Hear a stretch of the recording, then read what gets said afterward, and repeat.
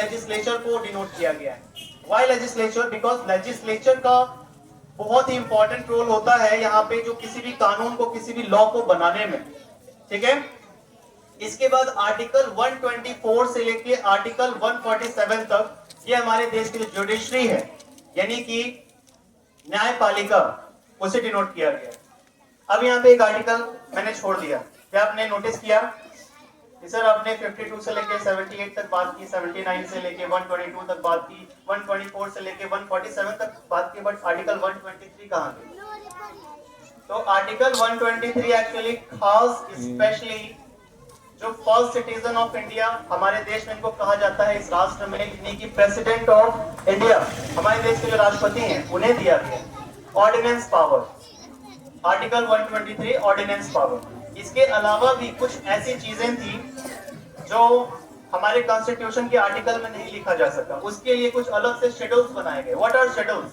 Schedules are like tables. कुछ tables हैं जहां पे कुछ और जानकारियां ऐड की गई हैं। टोटल 12 शेड्यूल्स में इसे डिवाइड किया गया है, ठीक है। 12 टोटल इसे शेड्यूल्स में डिवाइड किया गया है। मैं 12 शेड्यूल बता भी देता हूँ, थोड़ा सा इंफॉर्मेटिव हो जाएगा आपके लिए। जैसे कि पहला जो इसमें शेड्यूल है वो है टेरिटरी का, दूसरा जो शेड्यूल है इसमें इमोल्यूमेंट्स का है, और जो तीसरा शेड्यूल है वो है अफर्मेशंस का। और इसके बाद जो नेक्स्ट है फोर्थ पे राज्यसभा। इसके बाद आपका आता है शेड्यूल एरियाज।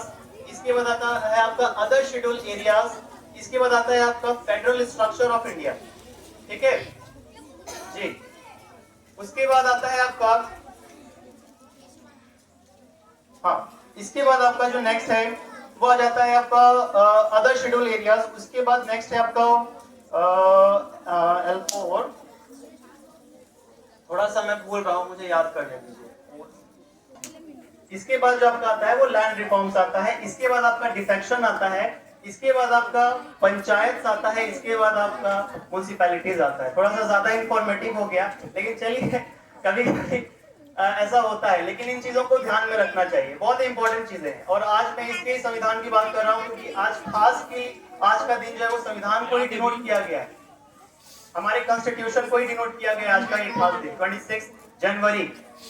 इसीलिए अब ये बहुत खास इंसान के द्वारा लिखा भी गया है, एक बहुत ही खास इंसान के द्वारा लिखा भी गया है, डॉक्टर भीमराव अंबेडकर। आप कभी कभी उनकी जीवनी के बारे में अगर पढ़ेंगे, उनकी जो लाइफ है पूरा, जो उनके जीवन में क्या क्या चीजें हुई हैं, तो शायद आप रो पड़ेंगे, आपकी आंखों में आंसू आ जाएंगे। मैं सही आपको बता रहा हूँ, उनकी जीवनी के बारे में अगर आप रियलिटी में अगर आपने पढ़ा है। एक समय था जब बिल्कुल आपकी उम्र में उनके जो पिताजी थे, उन्हें स्कूल लेके गए थे, विद्यालय। उन्होंने बोला पापा से जिद की कि नहीं पापा मुझे पढ़ना है, मुझे पढ़ना है, मुझे विद्यालय जाना है। वो बच्चे जाते हैं, मैं नहीं जाता हूँ, मुझे भी जाना है। तो उनके पिताजी का नाम था सतपाल, कुछ ऐसे क्या था, हाँ, मालोजी सतपाल करके कुछ ऐसा नाम था, ठीक है। हाँ, मैंने 90% एक्यूरेट सही नाम बताया, सही नो। तो उन्होंने उनसे जिद की और आखिरकार फिर जो है वो स्कूल लेके गए, लेकिन विद्यालय में बोला गया कि हम नाम नहीं लिखेंगे, बच्चे का एडमिशन नहीं करेंगे। तो बोला क्यों नहीं लिखेंगे? ये छोटी जाति का बच्चा है, इसे हम एडमिशन नहीं इसका ले सकते। समझ गए?